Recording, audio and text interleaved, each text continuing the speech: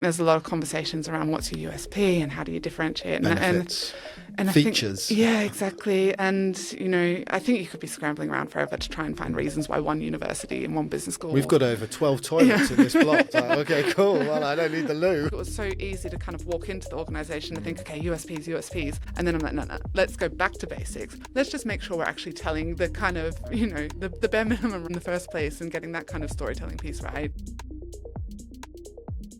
Ho, ho, ho, hello everybody and welcome to another edition of the Unedited podcast. And today, if you're watching this rather than just listening to it, you might notice a slight change in setting. That's because I'm back at Ed Gould Towers and it is around Christmas time, 2025. And you can tell that because there is a Christmas tree on this side of me.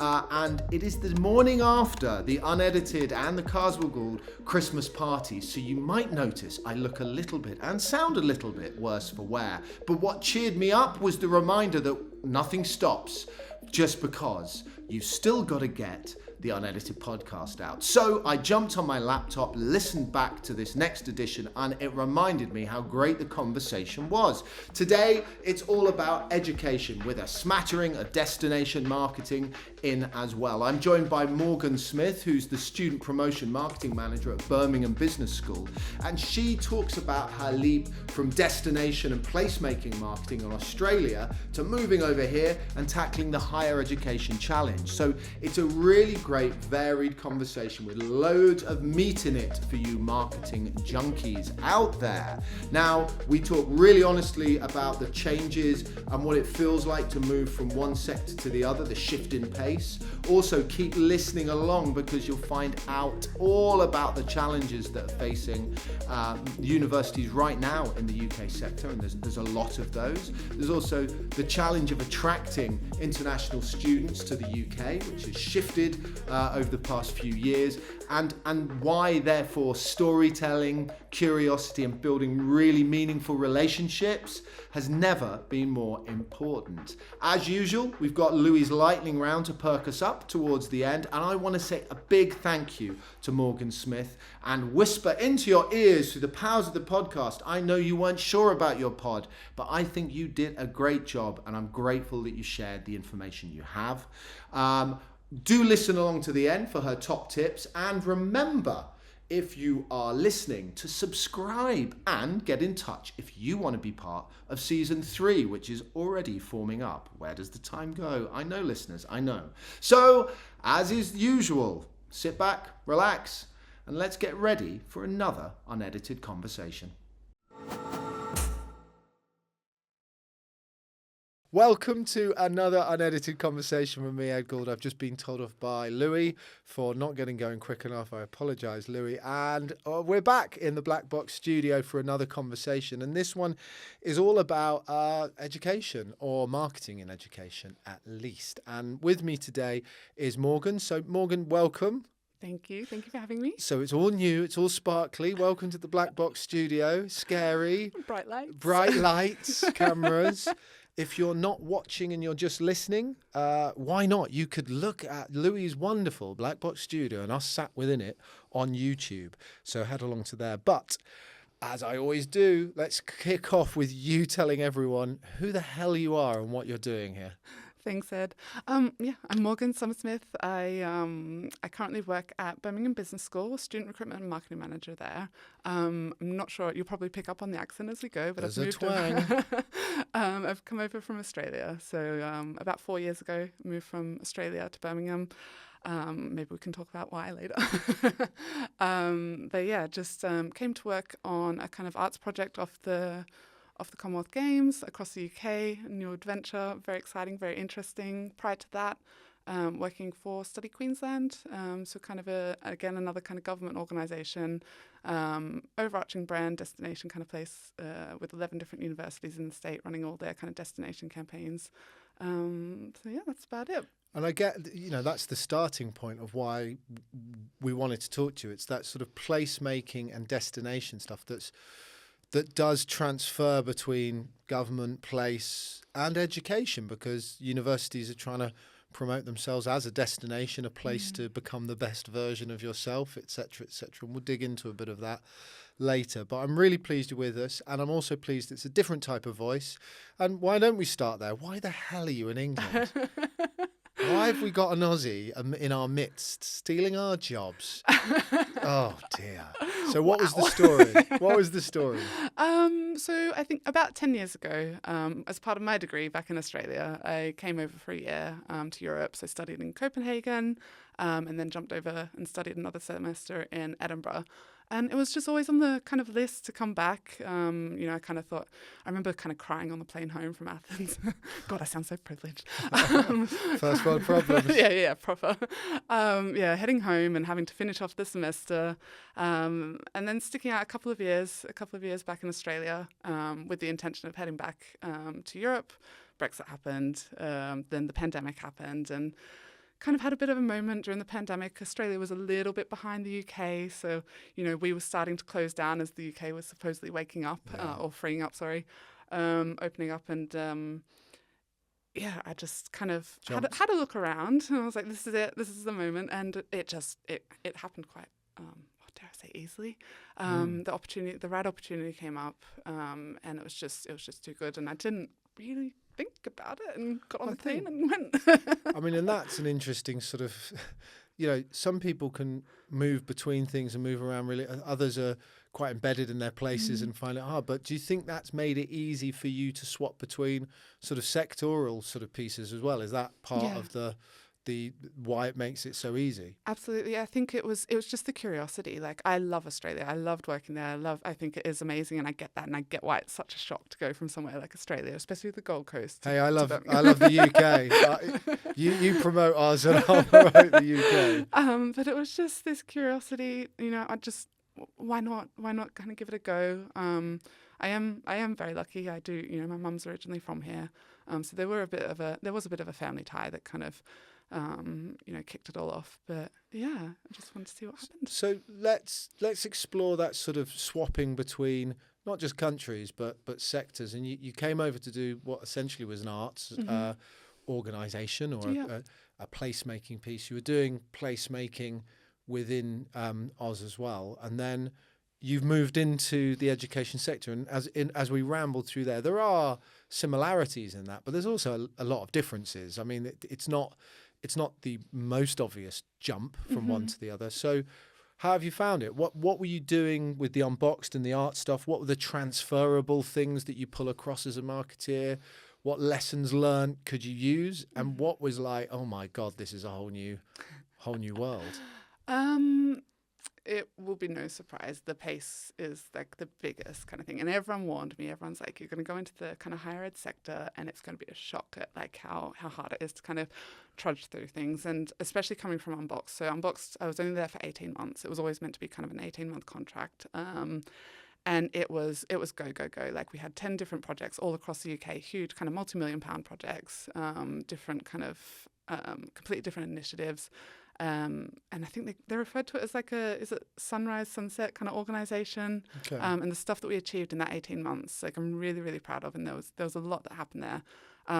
The pace that we went at was amazing. And then, jumped into the higher ed sector. And I think that's, I'm not going to lie, I was so ignorant. I kind of looked at the job at hand and I kind of thought, I can see how there's some easy fixes here. Do it in a couple of months. Yeah. There's like, I can see how I can make some kind of big impact here. And and then it was about a year in and I was like, oh yeah, like we've made some dents, we've made some headway. But I don't think you're saying anything that anyone it's not the education sector and that You could put any government organisation in there as well. There is definitely a different pace, and if you're sat here listening and you're working for such an organisation, I'm sure you understand. For some of our more commercial listeners, they might think, "Well, what do you mean?" What do you think leads to the sort of why is it a different feeling in that sort of space? I think a big part of it is the stakeholder environment, I don't want to use the word divide, but you've got this kind of. Actually, I think I've cocked up a little bit. Okay, that's right. Again. Do I need to hear the question again, or do I? I don't know. You tell me. I do forget the question. Sorry. I forgot the question as well. So let's go with this. So what is it that do you think creates like that slower pace within the university sector, and what are the benefits of that as well as the challenges with it?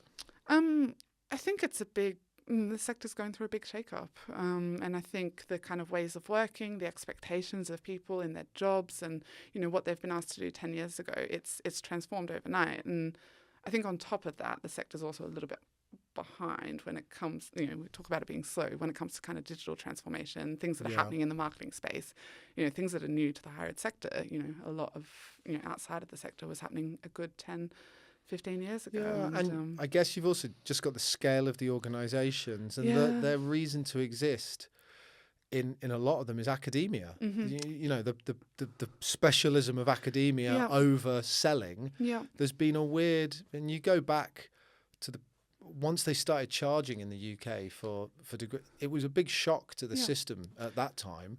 It's still getting used to that and it's still adjusting. And now at time of recording in the UK, we're summer 2025, but the university sector has some significant challenges to do with how it delivers what it's meant to deliver. Absolutely. And the tension that creates, I think, within the culture, that's a hard one to kind of navigate. And I think, any organisation where you're trying to achieve what the kind of university sector, like the kind of scale of the recruitment, the growth, the challenges you're up against, you want that kind of buy-in, you want everyone on board. And that's really difficult when, you have got this kind of tension between, what is a university, what does it stand for versus, where are we going to kind of get these and I think, we can get into I'm sure as we talk through this, we'll get into some of the weeds on some of those points, but generally making progress despite all of that is what someone coming from the outside, from somewhere like Unboxed, into that sort of space, that's the benefit that you bring. And however hard you think it is, you're probably moving it faster than anyone else. What do you think the transferable skills were between where you were the last sector in this? I think the basic fundamentals of marketing, almost like the pure marketing piece. Yeah, and just getting that right, and kind of realizing, I think a lot of marketing, I don't know if you would agree, it's about solving a problem, and kind of just that attitude and that approach to marketing, kind of looking, what is our problem here, and what are we doing to solve that? Not losing touch of that kind of that human connection part of it as well. I think, the higher ed sector is interesting, and it's so easy to get bogged down in big numbers, big targets, lots of students, and forget that on the other side of that conversation, you've got one individual that's going to make a life-changing decision. They're coming from the other side of the world. Having been there myself, it's huge. It's scary. It's kind of a lot of savings. It's, it's not just a financial thing. It's the leaving your family behind. And I think just having that kind of fresh perspective, and kind of then relating that to all the kind of, the day-to-day, kind of getting the fundamentals, the basics right, getting your kind of positioning right. That's been the biggest and the kind product. Of... Yeah, exactly. I imagine, and for context, you're focusing on the international side of student marketing and acquisition. Is that right? Yeah, that takes up most of the time. Okay. And you make a really good point. I mean, we're not selling widgets in this. You're selling hope and like a future and 3-year minimum, or maybe MA. It might be short courses, but also long. But it's a big commitment. Yeah. Sorry, Louis just fallen off a chair in the background there. Someone fell. We'll let Louis sort himself out. Comfortable? It's not me. I didn't fall. Louis just died everywhere. Okay. So international students and international marketing. I mean, that in itself has become a challenge in the UK. I mean, we've done I'll say it myself so you don't have to. We've pushed a lot of people away through some of the policy making with Brexit and other things that have taken place. So I know the university sector is looking hard at this space, and you're part of that solution in your university and other people. When you first got briefed, how did they brief? What was the remit, and what were they saying about the international piece, and what was their take on it? They just wanted change. They wanted fresh thinking. I kind of got a bit of free scope. A lot of it was around that kind of attitude and mindset of how we kind of approach our marketing, and being kind of given a bit of permission to, I don't want to say take a little bit of a risk, because, we haven't got there yet. It's been quite a journey, like I said, to really just get the basics right. But just being given a bit of license to shake things up a little bit, do things differently, really kind of challenge. I think the biggest thing is probably around that ROI, and kind of starting to look at marketing as something where we do have to actually justify what we're doing and show that we are delivering, show that we are having impact. Whereas I think, before the last couple of years, maybe longer, I'm not sure. It was more reputation based, maybe? It was reputation, and it was kind of a lot of process and admin as well. Like, it wasn't that long ago. I don't think that, recruiting wasn't that hard for a Russell Group university. I think the last few years have been a huge kind of shake-up. And so that kind of mindset of the team having to really kind of shift from, a very kind of administrative way of working and operational. I think you see that in every sector. Yeah. So you go, even in my own world, in my own business, there was a time when we had a really good run for sort of 3-4 years. We could do no wrong. And then you suddenly realize, are we making the success or are we lucky? And I think a lot of it was the space around us, what was happening. And we're sort of high-fiving left, right and centre saying we know this inside out.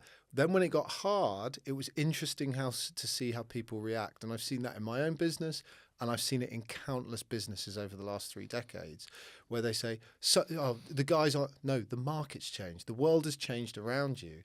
And if you don't look outward, how are you going to even know? So it's good timing to bring different people in at that point. Absolutely. I remember, it must have been, I don't know how many times in the first few weeks of my job at Birmingham that I was kind of told, don't worry, you'll be institutionalised soon. Don't worry. You come to the table, oh yeah, we've heard this before. They've tried this before, but don't worry, you'll be institutionalised. And how did you fight it? Because you don't want to become institutionalized. Absolutely. Otherwise, and it genuinely scared me. I was like it not scared me in the sense that, oh my God, I'm going to get institutionalized, but it did really cross my mind about, like, okay, where are my boundaries? I want to make sure that I'm always kind of learning and growing. And if I'm kind of, I don't want to get kind of sucked into that mindset where you're at real risk of, the marketing world around you is going to continue changing and developing and getting better. And how do I make sure I stay in touch with that? And I think I'm sure there's people listening to this in your sector and also in larger organizations that recognize how easy it is just to get lost in their, well, we don't do it that way. And for me, as I get helicoptered into all these places, I'm allowed to say, well, that's bullshit. That's crap. And, in a way, they kind of want me to use me as a bit of a blunt instrument. And I am a blunt instrument. It's a bit harder to do that when you're going to be with them every day. How do you try and drive positive innovation or just positive thinking in a place where it's not really been, and I'm not talking about Birmingham, I'm talking about the whole sector. It's not necessarily been what's been rewarded the most in the past. It's not something that's I see as second nature in that space. Usually it's 10 reasons why not to do something. Yeah. I think I came in at the right time in that there were particular stakeholders in the school that were so hungry for someone to kind of come in. And so you need the air cover. Yeah, number one. and kind of giving, and like I said before, kind of having the license to really kind of push that agenda and to kind of push for change. And that absolutely helped, because there were a few kind of situations that I walked into that it did require kind of me, and a couple of those key stakeholders to have a few conversations and be like, this is why this is playing out this way. Let's just, it's going to be okay. It's going to kind of come good. And then starting small. So really, like, quite quickly realized, like I said, I entered and I was like, yep, this is going to be a walk in the park. I'll change all in one go. Yeah. And then it was very quickly kind of like, okay, what's the kind of low hanging fruit? Where are we going to really make a difference? And where can we do that well? And why does that help in terms of that? Yeah, why does that help? The results started coming in, and proof. Yeah, and it didn't. Trust. I don't want to say it didn't take a lot, but it was. I started to just claw away and get bit by bit that you could kind of. It didn't matter how many excuses you got. It didn't matter how many times someone said, "But we've tried this before," or "Here's all the reasons we can't do something." It's kind of like, well, this is where we got to with this. How do we replicate that? How do we do that somewhere else? And why not why not just give it a go? I think that's the biggest thing, especially the last kind of 6 months. I've had to have a bit of a switch and just kind of being like, okay, you've had enough time to get used to knowing like I'm not going anywhere. Yeah. We've got an agenda, we've got a mission. Just give it a go. And does that work both upstream and down to, your team, but also the directors or the people above you? What steps do you take to? Because I guess getting a few wins a bit of trust up and down and left and right and in every direction. Yeah. Have you found it's been a bigger challenge in the education sector? Are there things you have to do differently in terms of the politics or the people around you? Is there more conversations to sort of get less distance, if you will, and you've had to get used to that, or how's that kind of played out? I think the hardest bit has been kind of realizing how much work's got to go into kind of bringing people up to speed and on the journey with you, if that makes sense. Okay. So your brain might be, okay, I know we're going here. Yeah. And you think, surely they'll just... Yeah. And then you start questioning yourself and you're like, okay, maybe it's me. Maybe, what I'm asking for here is too much. I'm not being clear. Maybe it's not possible to do. But then again, it is that kind of just, even for myself, just giving it a go and seeing where we land. And the results kind of started to come and, just kind of persevering. So if I was listening to this and I'm thinking, God, I've got the same problems. I've got the same problems. What sort of tips have you got for someone in that space of trying to bring that team with you along the way? What are the tactics that you use or you've learned that work versus that don't work? I've had to really pay attention to like my management and leadership style. In that at first it was easier to kind of get in there and give them the answers and kind of just almost become too supportive and just very quickly you kind of fall almost into like a micromanaging environment, no matter how much you don't want to. But if I'm to be completely honest, you end up doing it all. Yeah, exactly. And kind of just pulling myself up really quickly and realizing that was what was happening. And really just having the kind of patience and the discipline as well to, make sure that you are kind of putting that accountability or kind of creating that space and that ownership for your team. To really kind of step in and step up as well. That's been one of the biggest shifts we've had to make. Okay. And just getting them involved in the discussion because I think it's you can't just kind of go there and kind of say this is everything we have to do and why. And we talked a little bit off camera, but about that idea of how do you build the right marketing function, and lots of people experience this in different places, different. And what role do I play within it if I'm not the CMO, but I'm a marketing leader within that? How do I shape my part of that? And we talked about generalists versus specialists, and marketeers who are leading teams.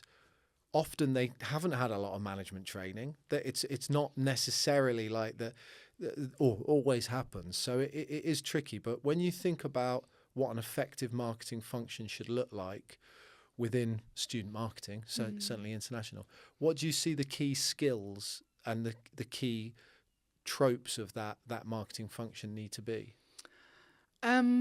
Storytelling is a big one, I think. We're always kind of, I think there's a lot of conversations around what's your USP and how do you differentiate. Benefits.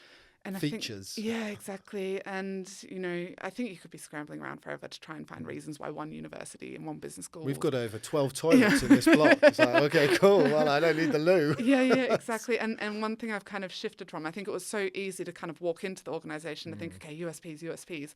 And then I'm like, no, let's go back to basics.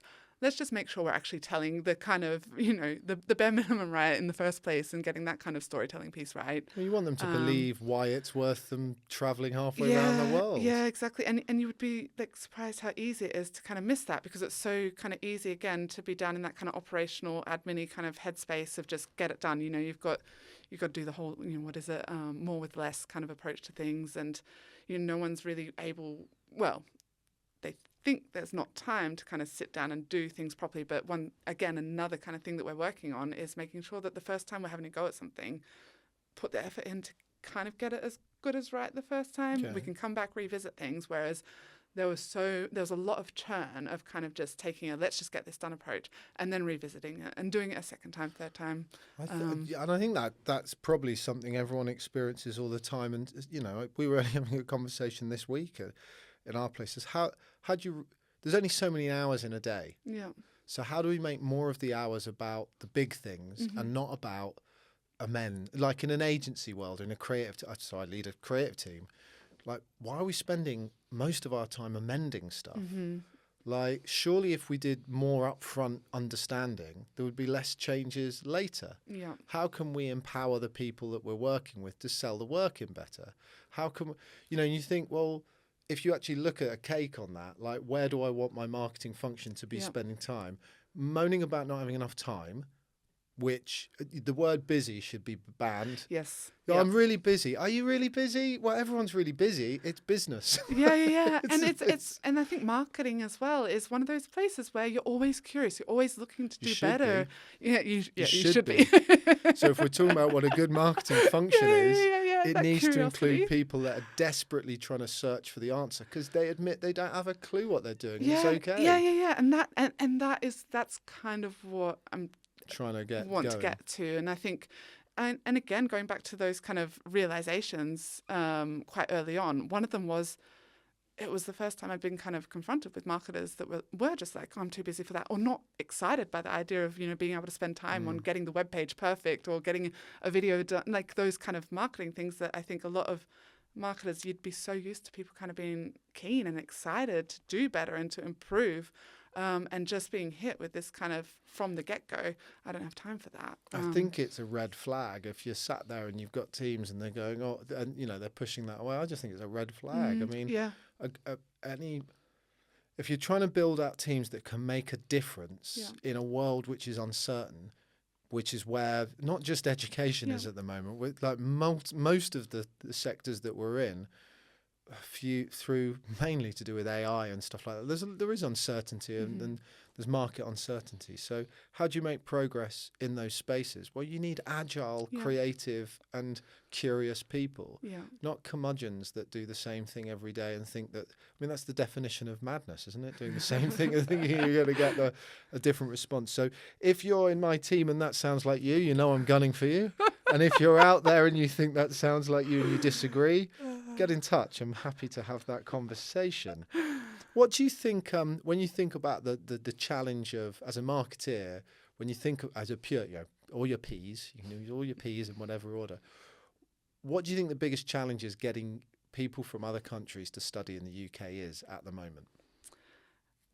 Things outside of universities, I think, at the moment. So the proposition of the UK generally. Yeah. How do you mitigate selling a country that has said several times, we don't want you here, sort of thing? How do you get around that?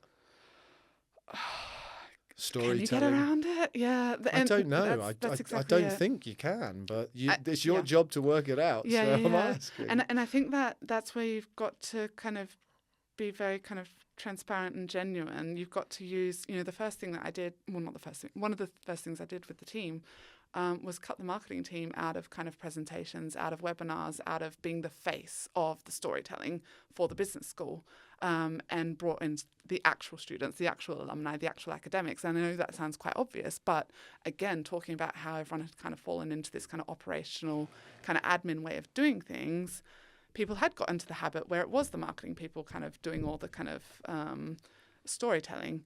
And so kind of bringing, there are good stories there. There are international students coming in. You just lack that authenticity, or you lack that, exactly. I don't look like that person. Or... Exactly. And kind of just getting people to think about that a bit more, kind of showing those real stories, getting the kind of students that are happy, getting the results out there. And again, Birmingham's not that bad. The UK is not that bad. I think the UK is wonderful, and for the record, my dad's from Birmingham, so I'm a fan of all of them. Yeah. But that doesn't, every time I approach a project, someone says, "Can you help me on something?" What I'm looking to understand is all of the factors that sit around it. That sort of, you get the brief, and then you go, "Okay, let me just think," and that includes budget, it includes the macro environment, all the standard stuff you learn as a marketeer, which we all sort of forget. I think it's never been more important. Like, what am I dealing with, and how could that change, and what's influencing the decisions?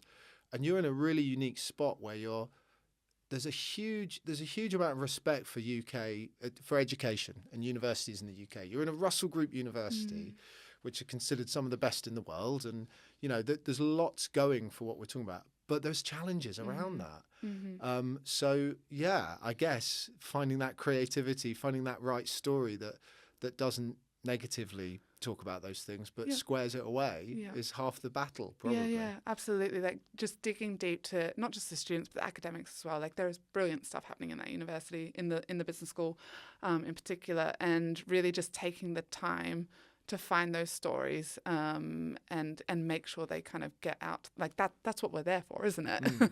Well, I'm going to come back on to maybe some trickier things around, I think we should talk more about the sector as it is at the moment, the challenges that are in there, the marketing things that people can do to mitigate those.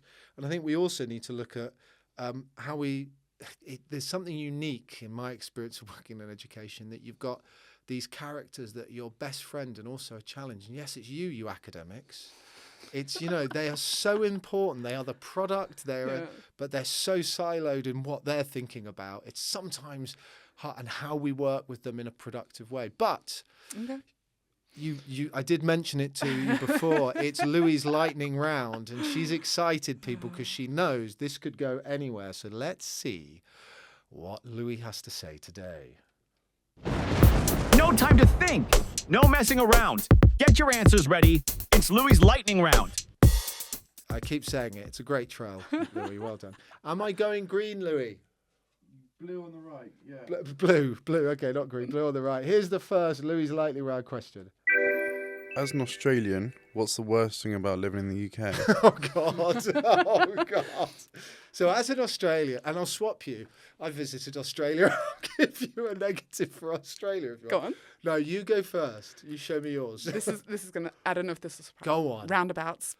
What? Roundabouts in this country drive me crazy. Ask my partner. I'm complaining every time. What the hell? We do not have traffic lights near roundabouts. We do not have you can merge in and swap lanes in roundabouts. That are is the big infuriating. Louie, very successful That question. and Marmite. Well, I was going to say Vegemite for you lot, so that's all right. Roundabouts, I never thought I'd hear that in an unedited conversation, but there you go. Number 2. What's a skill you aren't good at but would love to improve? Oof. Being super, super organised. Methodical. It's not really a skill, that's a trait, isn't it?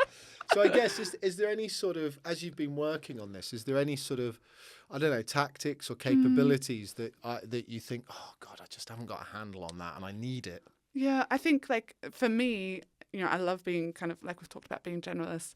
I would love to be able to just dig deep into the digital marketing space and just really, really kind of get I feel like I've got imposter syndrome there. I love digital marketing. Imposter syndrome's a good thing because you try harder. It is. And what do you mean by the digital space? Do you mean like programmatic advertising? Yeah, Do you mean like paid, earned and owned? Or more that kind of paid advertising space, just being able to know that inside out. So if you're listening to this and you're thinking the same thing, now check out season 1 of the Unedited marketing podcast with a chat from Ramon Peppers from our partners Remetrics, who does a deep dive into programmatic. It is a fascinating space. Yeah. It is, even as a creative, it's actually programmatic's a really interesting space because you can see the effect of the creative. So you can see it en masse. You can see what the variations are doing. You can understand what that's doing, and I think it closes the gap between those sort of. It's good for a generalist. So start there. Would be my tip. Number 3, Louis, you're doing very well today. Well done. Here's number 3. You can have a drink with anyone, alive or dead. Who would it be? These are real marketing-based questions, guys, aren't they? Who would it be, alive or dead? I did not expect this. No, oh did my I. gosh, who would it be? This feels like a lot of pressure. I mean, I don't think anyone cares that much what your answer's going to be. Can we make it Aussie? You can make it Aussie if you want. Oh man, yeah. Probably avoid Rolf Harris. Yeah. But I think. Oh, I kind of want to redo that one. I don't think we should keep the Rolf Harris comment in, by the way. So, if you're alive or dead, let's press it again. I know I've got it. You can have a drink with anyone, alive or dead. Who would it be? Second go round at this because we said some naughty things, so we're going again. Alive or dead? I would go. Do you remember in Bill and Ted, Socrates, the Greek philosopher and mathematician? I would go for him because surely he's got some answers for me about the fact that I know nothing in that area. No answer? Can I try again? I'm sorry. I've just realised it was on the tip of my tongue. I wanted to go to Jacinda Ardern. You can have a drink with anyone, Third time alive round. or dead. Who would it be? Third time answering. Here we go. I want to sit down with Jacinda Ardern, have a drink with her. Who's that? I don't even know. New Zealand, former Prime Minister, first. Oh, say her name again. Jacinda. Jacinda. And why? Oh, I hope I've got that right. And why? Why? I think she's amazing. I just think what she's done in politics and the kind of, on one hand, the perseverance and kind of pushing through, really difficult kind of, what do you call it, landscape? I don't know. And then also kind of just the vulnerability that she showed at times as well, and just human. She was in place during lockdown. During the lockdowns. Yeah, I remember. Yeah, she actually, she does stand out as someone that was sort of the same as the Norwegian. Yeah. I remember there was a similar sort of vibe going on there. But that's interesting. Yeah, she's phenomenal. Well, Louis, thank you for your lightning round. As ever, masterful. And I think you'll agree we nailed it. In no Thanks, way. Louis, sorry. But let's get back to the marketing conversation. Listen, if you're wondering why we do the Louis lightning round, it's because you lot told us to in feedback. So you've got it. And if you've got some questions that you want to put into Louis' lightning round, get in touch. Louis is always looking for inspiration. But let's go back into the education sector. And we talked about this sort of idea of the academics, the alignment, stakeholders. There's so many characters and types of people that, it's not the organizational chart of a university is not the easiest thing to probably understand. So how have you navigated all of that? Have you found ways of using the academics within the marketing? You were talking earlier about bringing them into that. What are the lessons you've learned in that space? I think the biggest thing for me was listening. And again, I know that sounds so obvious, but kind of when I walked into the organisation, there was a lot of tension. There was a lot of frustration. There were a few projects that I was given straight away as a bit of a, can you please go sort this out? I think we kind Hospital pass projects. Yeah, absolutely. And, and it was tense, but in hindsight, I think the biggest thing was just kind of taking the time to stop and listen and really understand what it is, the academic, like what are those programs about? And again, that was kind of why when it came to, kind of moving my team away from being the face of these programs, a big part of that was like, we're not going to be able to sell any of this better than the actual students and the academics. And I don't think we were taking the time to really appreciate that. And do you think that created a distance between? Absolutely, yeah. It created so much frustration. It created so much room for mistakes. We weren't kind of doing the best we could do when it came to actually kind of, communicating what it was we were offering. So I think listening was the big one. And then also just opening that discussion and getting that kind of collaboration and buy-in and that space for academics to kind of input. Because I think for as long as you kind of had that divide, and again, I feel like it's another one of those things that's obvious, but within the sector, that divide was there, and the marketing teams weren't kind of having that kind of real collaborative approach and kind of bringing the academics in on the journey. So it was very much the academics could sit over here and be like, no, I don't like that, like never be happy. And you feel sorry for the academics as well because it's their babies. They've designed these programs. And they're being asked to, dedicate a lot of time and effort to. It's not just marketing they feel detached to as well. I mean, I think we do a lot of consultancy work around RIS and commercialization, and there's a lot of pressure on academics to do more than probably what they originally signed up to. Yeah. And I understand that because there's a thing in the university sector in terms of the government funding that's connected to things called KEF and REF scores. And, part of that is the commercialization of the knowledge and those academics. But, my wife is a lecturer at university. when asked, when are you going to do your commercialization, he said, when am I meant to fit that in with all of the teaching and everything else? So there is a lot of pressures on the academics in the same way, I guess, in our world, there's a lot of pressure on marketeers to be more than you originally signed up to as well. Again, how do you create, I guess if there was a dean here or something like that, the question would be, how do you create a culture where that can flourish, that flexibility can flourish a bit more? And it's interesting what you said. Understanding perspectives is half the battle. Yeah. I think that's a big part of it. Yeah, and I think, that understanding perspectives, and then I think as marketers as well, just bringing that expertise to the table to kind of build that confidence and trust for all parties, so that then you can start going on the journey together. Because it's one thing to kind of have those conversations and bring people into the room, but if you're not actually bringing about the results, then it's only going to get more and more tense, isn't it? Since you've been there, have you been sharing those results with the academics specific to their course, for instance, or more generally, like, is it almost become competitive that the academics want to get involved in what that you're doing because there's been some wins there, and that might be gilding the lily a bit, but they're not so they're interested in being part of the solution. Yeah, absolutely.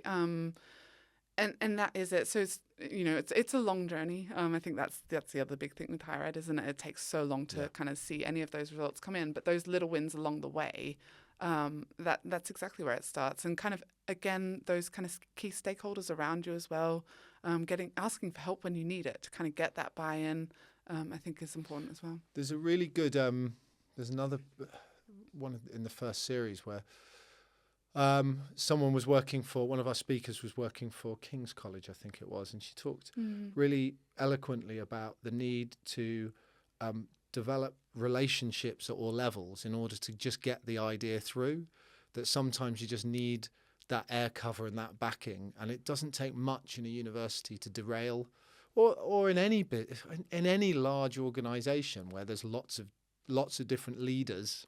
Yeah, I've got academic leaders, I've got heads of school, I've got heads of faculty, I've got all of the professional services people, the directors, the vice prov, and all of these people. So it can get derailed if the wrong person.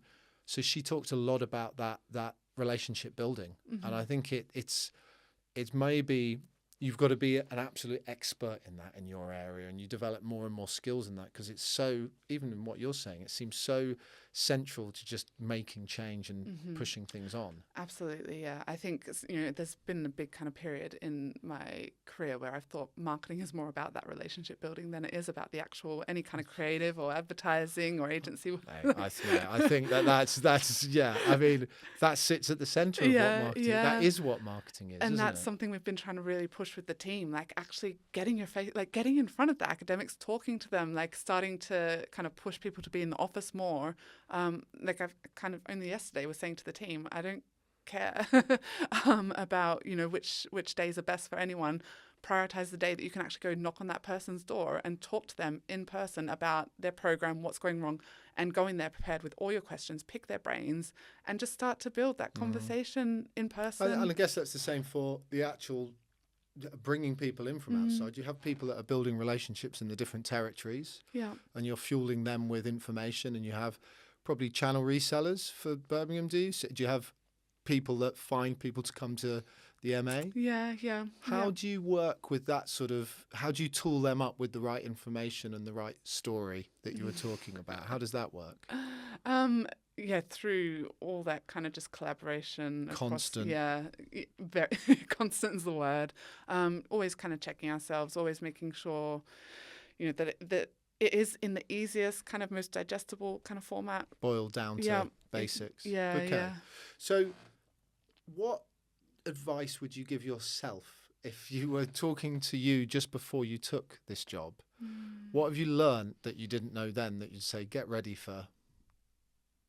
For me, my particular position with with my team, I think the biggest kind of eye-opener, and again, it feels like this should have been so obvious, but in just the different kind of personalities and the ways of working and how you've got to bring a different energy to every conversation, the people part. I kind of had this idea of what leadership was and what it meant to be a manager of, my little team, and that kind of got Derailed I had to instantly. deconstruct that very quickly and kind of just revisit that approach. And that's been probably one of the bigger things. Okay.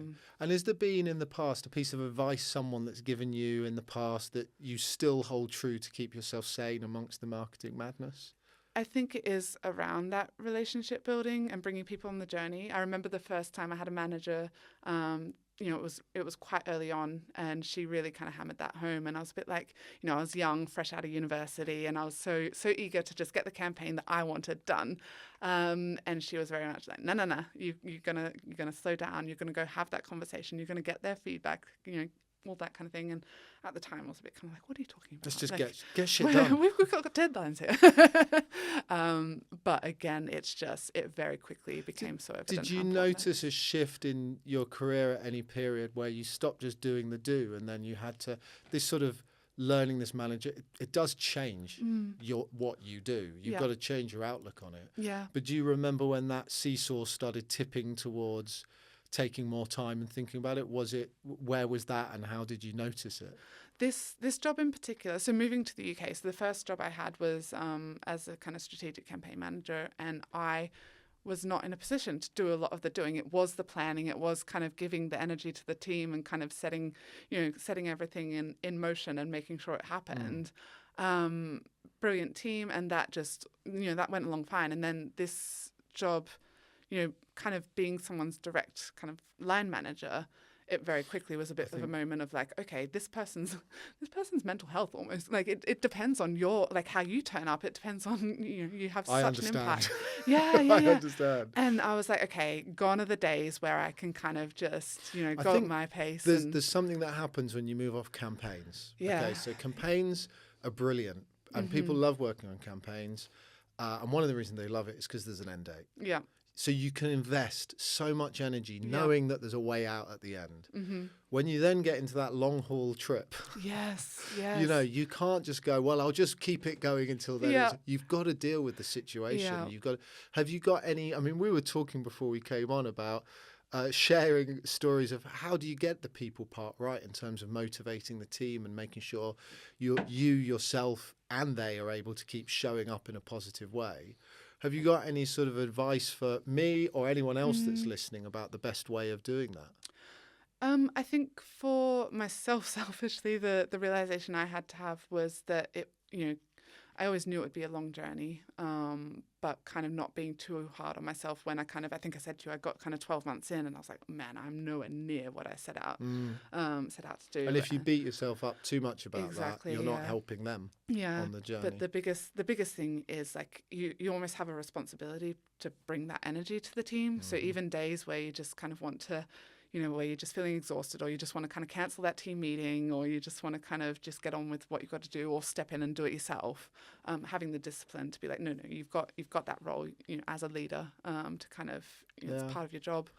I think that's really good advice. I mean, even now, I have to remind myself of that. It's how you carry yourself into those, whatever you feel like. It just derails it if you can't show your hand. It's a shame you can't show your hand, but once you're in that position, you have to think about how your mood and your reaction is going to... Exactly. Because if you get it wrong, it has an offshoot that kicks you in the arse 2 weeks down the line. Yeah. So that consistency is something that's really hard for us to deliver because you've got lots of different characters in a team. But if you can get somewhere towards it, you can kind of start to plan a bit and work towards that goal. Yeah, absolutely.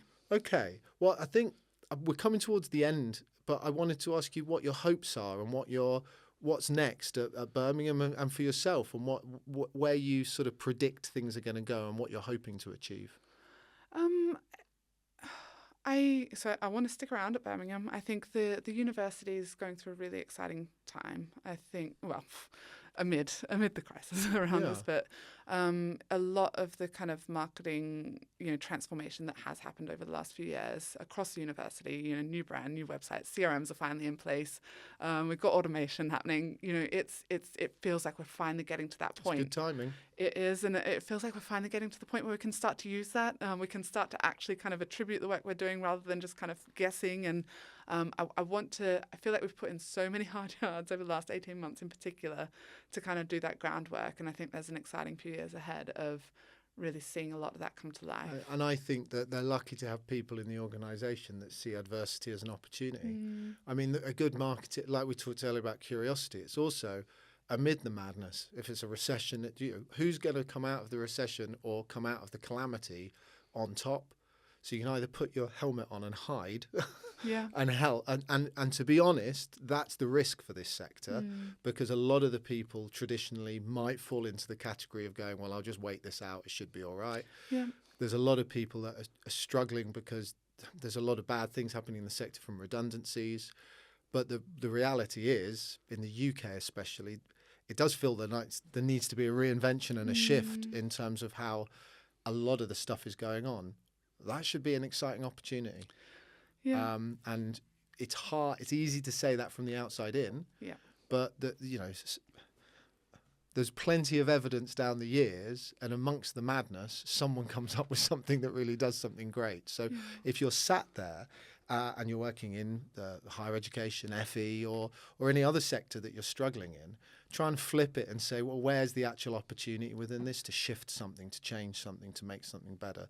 Because the world's going to go on anyway, so you may as well do something positive within it. That's exactly it. And I think that's also where the whole kind of give it a go attitude comes from as well. It is making a bit of a difference, I hope, and just, helping people feel safe with that, and happy to kind of just dig in and see, not just see what happens, but just give it a good crack. I think you're looking, if you're not watching this, she's looking at me thinking, am I saying something good? That you are saying something good, because sometimes it's as simple as just trying and getting on with it, and and I think that's a great sentiment to round off on. If people want to get in touch or get involved with what you're doing, is there anything you're doing that you want to talk about outside? If there's not, that's fine. Please, nobody contact her. Leave her alone. But hopefully, if you sat there and you're listening to this and you're thinking, yeah, actually, I can take a little bit from there, then that's all we wanted to do today. So thank you for joining me. Thank you for having me. That's a wrap on another episode of Unedited. Make sure to like, subscribe, and turn on those notifications so you never miss an episode. Find all of our updates on your favourite social media and podcast platforms. Just search for the Unedited Podcast.